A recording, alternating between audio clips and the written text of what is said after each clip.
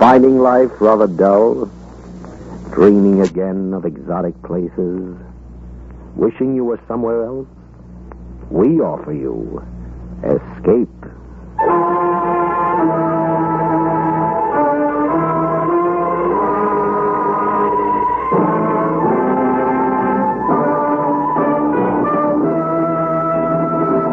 In the spirit of the Christmas season and its magic effect on all men, Escape brings you a charming fantasy about a small boy who discovered a delightful new world and lived forever after in its enchantment. As Anthony Ellis tells it in The Cave.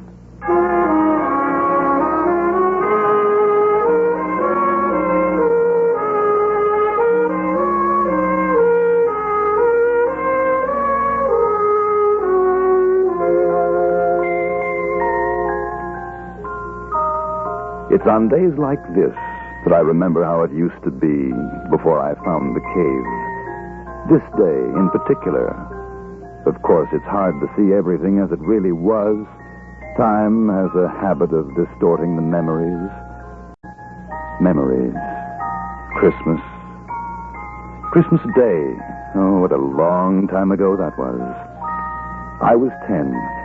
And an unpopular uncle had distinguished himself by giving me a flashlight. And it was enormous.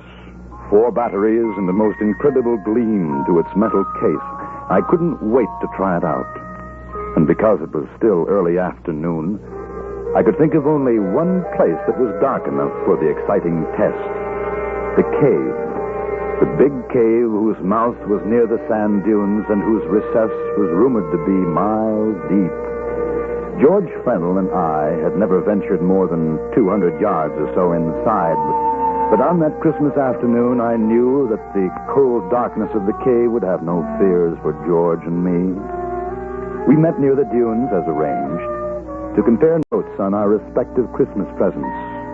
It was quite warm, and the snow was beginning to melt in patches. A few gulls were wheeling about nearby. It was as I have remembered it all my life. Listen, I bet it'll work like a searchlight tonight. Oh, there's a wood, all right. Maybe they'll let us stay up tonight. If it doesn't get cold, we could play pirates. I used my new gun. I thought we might go in the cave this afternoon. Hey, that's Keen. Oh, maybe they'll get sore. I had to get all dressed up today. Oh, get dirty? Besides, we could go a real long way inside with this. I wouldn't want to go in too far. They say the cave goes off in a lot of tunnels. You can get lost. Maybe. Haven't got a flashlight. Sure, that's right. And with my gun, sure, we can explore. Come on. I'll race you to the cave.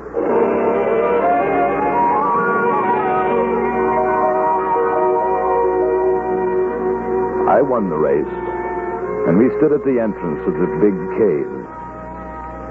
The arch had a span of about 25 feet, but just inside, it widened until the walls were 70 feet apart and the ceiling was over 50. As we passed from sunlight to shadow, I turned for a moment and looked down to the sea. At the water's edge, a gull stood, motionless, looking up at us, and then, solemnly, as though with disapproval, it too turned about and gazed out over the water. The opening of the cave receded and became small, and we went deeper and deeper. Shine it up there, Dan. Way up. Okay. Gee, I bet that's high. A mile, I guess. You're dearly a mile. Maybe 100 feet. Bang, bang. Boy, that's keen. Just like a real gun. Come on, let's look. Let's look the cave down here. It looks like a turn, see? Well, okay, but we better not go too far. Matter, you scared? Heck no, but... Well, I gotta get back for dinner. They'll get awful sore if I'm late. Oh, you won't be late. Come on. I want to see what's around here. Okay. Hold the light on my gun. I gotta reload.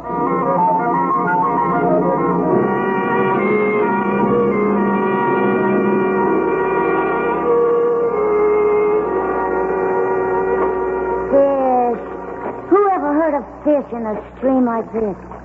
Where'd they come from, huh? Where? I don't know. They say there are fish in caves sometimes. Blind fish. That's silly. What are you stopping for? We gotta go back now. Why? Because it's late. Besides, how do you know which tunnel we took? How? Maybe we could get lost. Listen. Maybe if we keep on going, we'll find treasure in here. Treasure? Sure stands to reason. Maybe like in a pirate book. Somebody came here and buried treasure. Henry Morgan or somebody. No. Sure stands to reason. Everybody's like you. They say no, but just suppose. If no one's looked, how'd they know? I think we better get back. Maybe tomorrow we can look. Cave's getting awful narrow. We might even find old pirate bones and swords. You got too much imagination. I heard them saying so at home. I don't want to go any farther. I'm going to. Okay. Give me the flashlight. No. You want to go back? You go back in the dark. They'll be mad. It's late. Just for a little while. If we don't find anything, well, then we'll go back.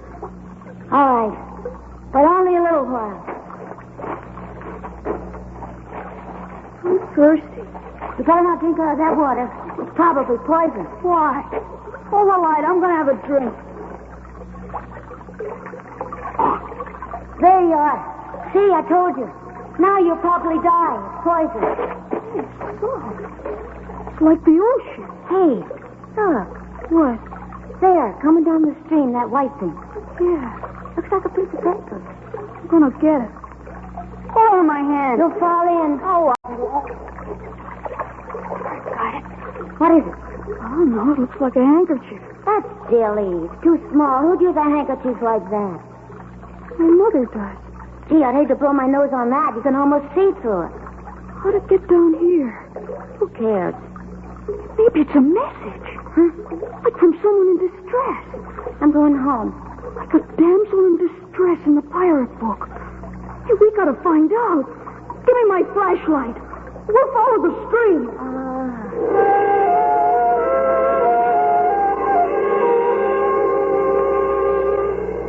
We followed the stream. We walked by it as the cave twisted and curved. We didn't notice the passageway, which had been getting smaller all the time, suddenly widen out, and the stream, which was becoming a river, and the river... The river! Hey, What? where's the other side of the water?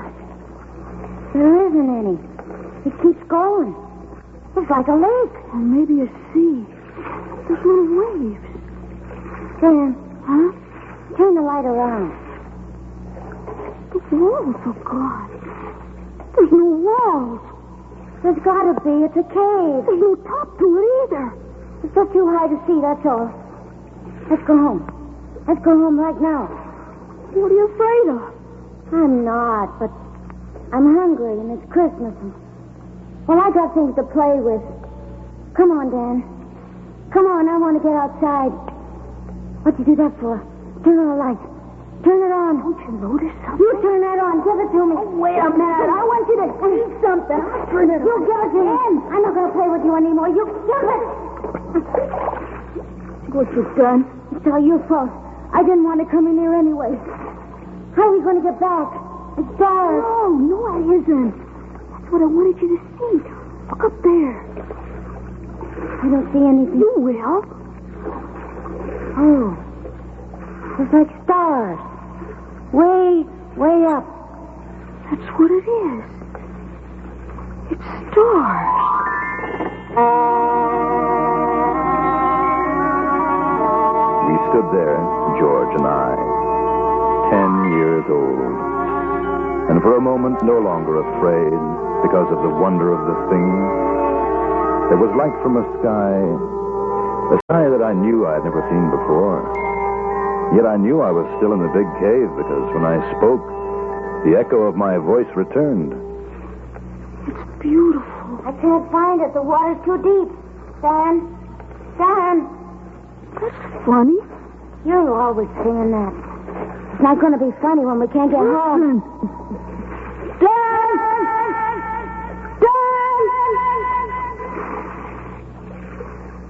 do it. What for? It's just an old echo. Go on. George.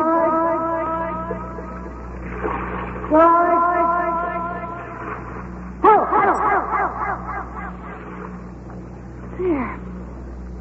How can there be an echo when there's no cave anymore? You're trying to scare me. Well, I'm going. You can come too if you want. Dan, please. Oh, but nobody's ever been in here ever. I bet we're the first.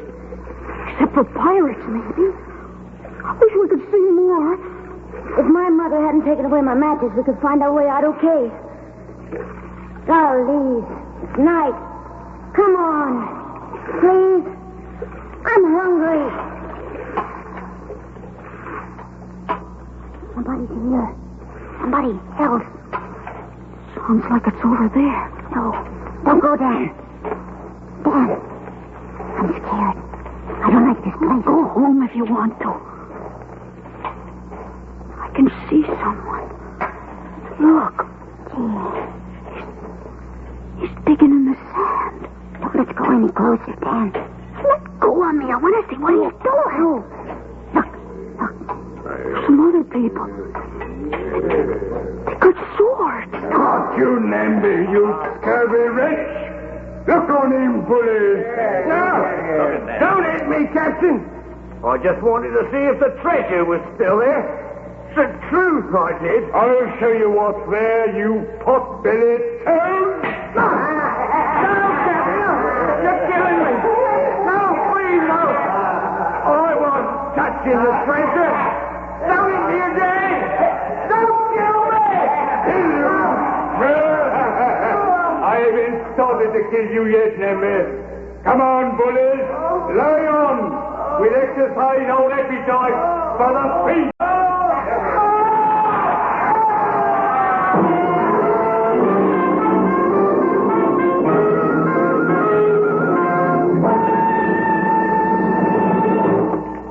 Escape under the direction of Norman MacDonald returns in just a moment. There's nothing quite as depressing as being hungry. Hunger is the hand which crushes the will to work. Hunger is the enemy of hope. And there are many, many hungry people today in the war-anguished lands of Europe and the Far East. You can restore that will to work. You can restore hope by combating hunger. And your weapon of combat is a care package. For $10, you can send a care package today.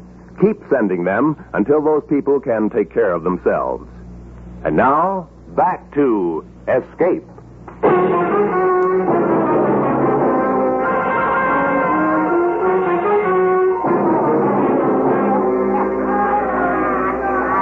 In that faint light from the stars of another world, the world of the big cave, George and I watched.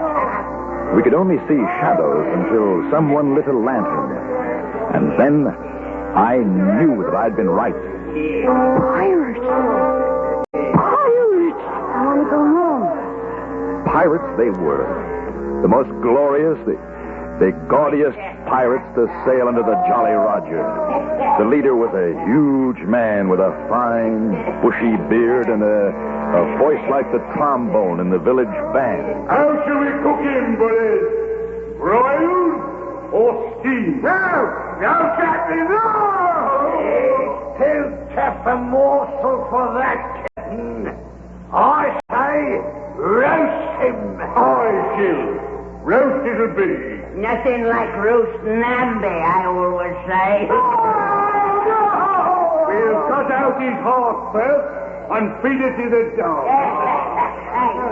Namby, you lily-livered aggravation, say your prayer. He's going to kill him. I don't want to watch that. Who was that? I don't know, Captain. Sounded like a boy. A boy? A boy? Mayhap 'twas the Lady Lucia. Bilge. She's in the dungeon, Gunpowder. Aye, that's true. It came from over there. Hold the lantern high, Shield. They'll get us, Dan. We gotta run. Don't be afraid. If you're not afraid, nothing can happen. Do you see anything, Gunpowder? You know it, but save us all. 'Tis a boy. There's two of them. Well, stop a minute. Boy, huh? Oh, the little demon. That's it.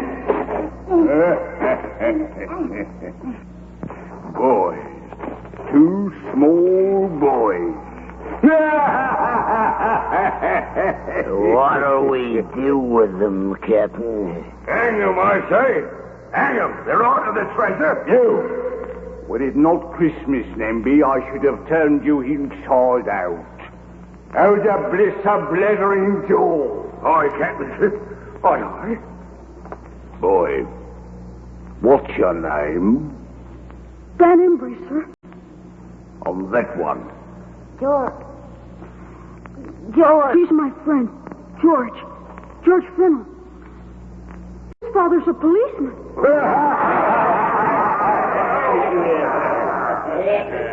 Where'd you come from, boy? Greenfield? That's outside the cave. Cave? What cave? What do you do here? Who spies are you? Answer up! Just exploring. We got here, that's all. Exploring? Where's your ship? We didn't come in a ship. What, no ship? They're boys, Captain. What harm can they do? Come, it's Christmas. I say feed them and send them on their way. What's Christmas got to do with it? If there's spies, it's the plank for them. We're not spies. Honest. We'll look into this further. Meantime, the goose and suckling pig should be ready. I say it's time for the feast. Out are you with it? Are you hungry, boy? Yes, sir. And him? He's hungry, too. Then join us. And Merry Christmas. For no man can say Captain Blackton lacks the Christian spirit. Am I right, Nember? You're right, Captain. Right as rain. I'd have slit your gullet had you said me nay.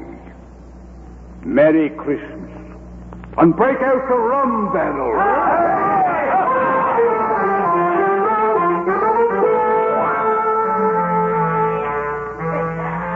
I remember that day, that long ago, the great dining board set upon trestles, with fruits and wine, roast goose and pig, the pirates roughed in their colorful patched clothing, with songs, with drinking and stories of home and sea. Such Christmases are dreamt of, and I had dreamed it to come true. George sat next to me, eyes wide and unbelieving. And after the plum pudding, we were called on to sing a carol.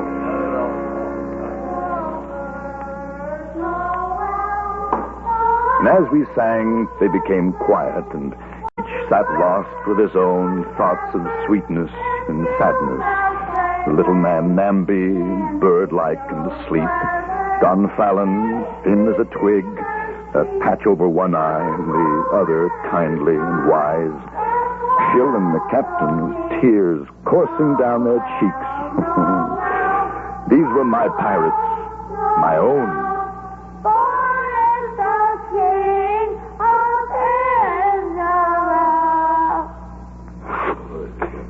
Well done.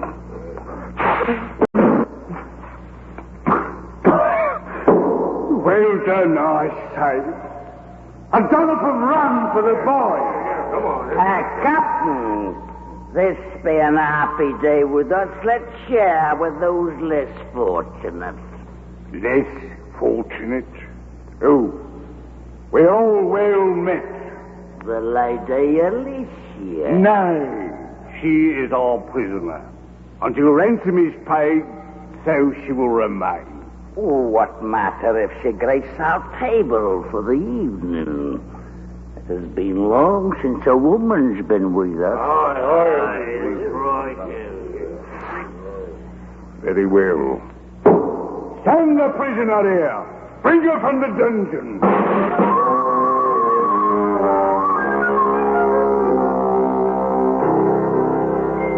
Then I thought of the fine lace handkerchief we had found in the stream. Would this prisoner, the Lady Alicia, would she have sent the message of distress? And how?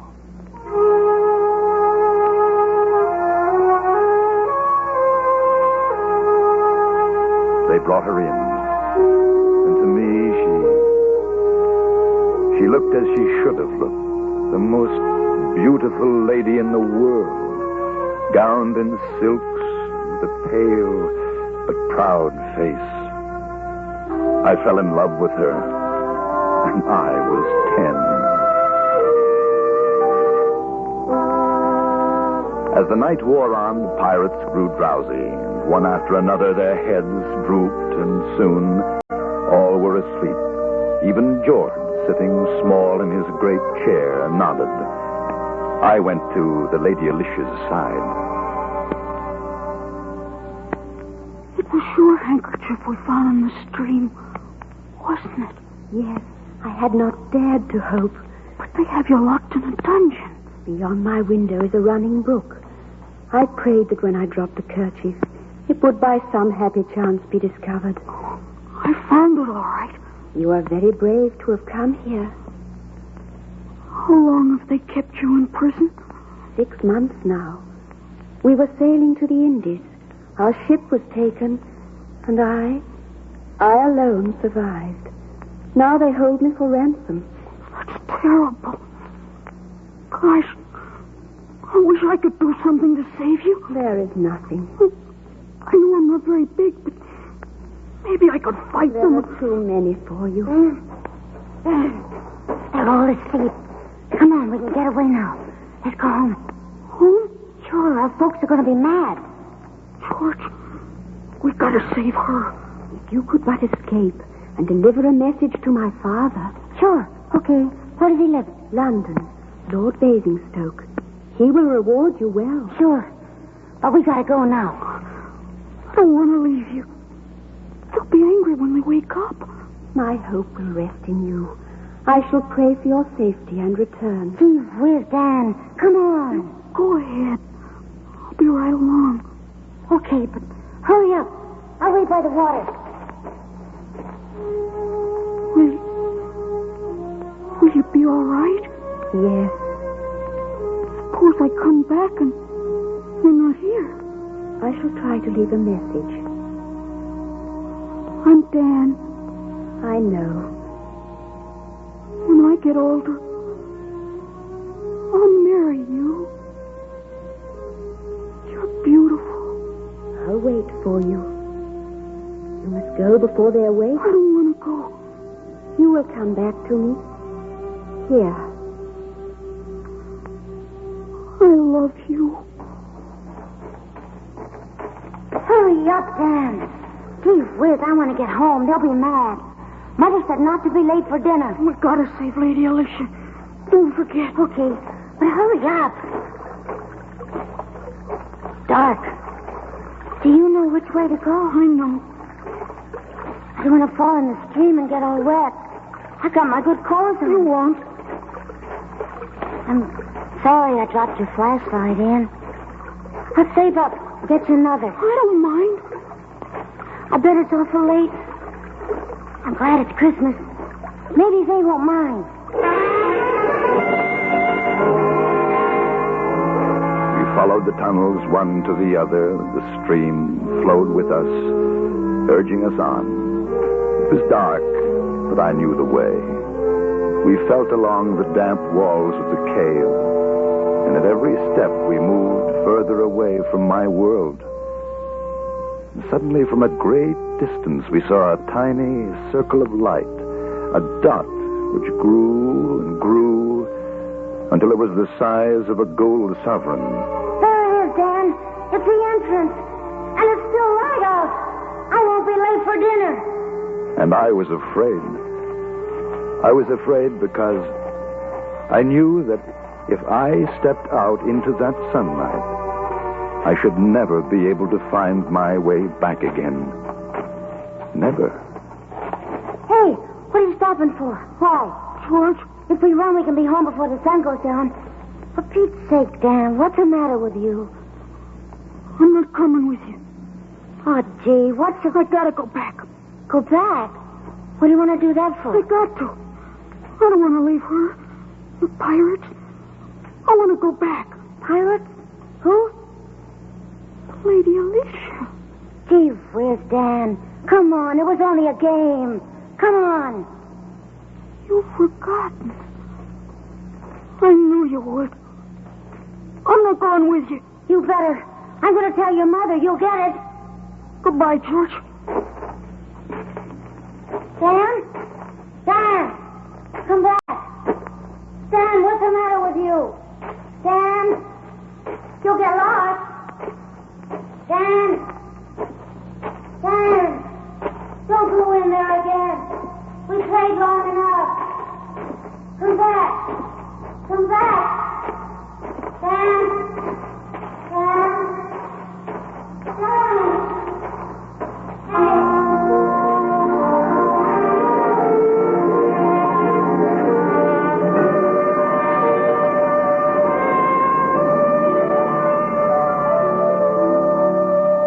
I turned away from George and the speck of light that was outside. His voice followed me, plaintive and lonely. And then as I found the stream again, there was no sound but that of gentle water and my own steps. And the stream became a river, and the river broadened, the walls of the cave fell away, and I'd found my pirates again.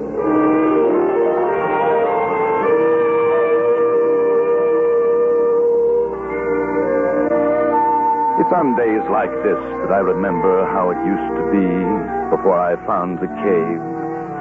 This day in particular. Sometimes I wonder what happened to George and what it's like outside the cave, but I don't really mind. After all, the Lady Lucia kept her promise and waited for me until I grew up. Now, everything is as I'd always dreamed it in the books. Oh, Captain Blackton, well, he's still here. A little less ferocious, perhaps, than 20 years ago. Captain? Yes, Blackton. If you and milady are ready, sir, the turkeys are cooked, and the men are waiting your pleasure. Very well, Blackton. Thank you. And a Merry Christmas. Thank you, Captain. Thank you, sir. And a Merry Christmas to you, sir.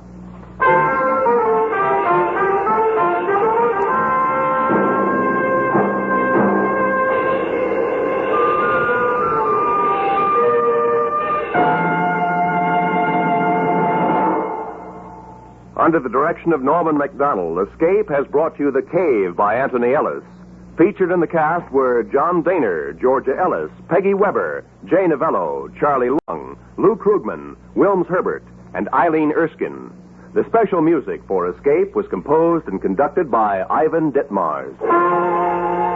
Next week, escape with us to a placid English village and the company of an equally placid little old man who one day shook the world, as H.G. Wells told it in his delightful story, The Man Who Could Work Miracles.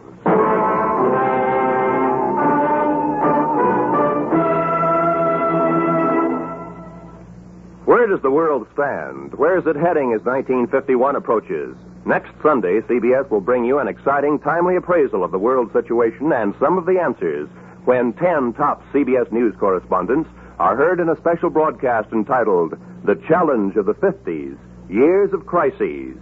Remember, that's next Sunday afternoon on most of these same CBS stations. Now, stay tuned for Make Believe Town, which follows immediately on most of these same CBS stations. Roy Rowan speaking.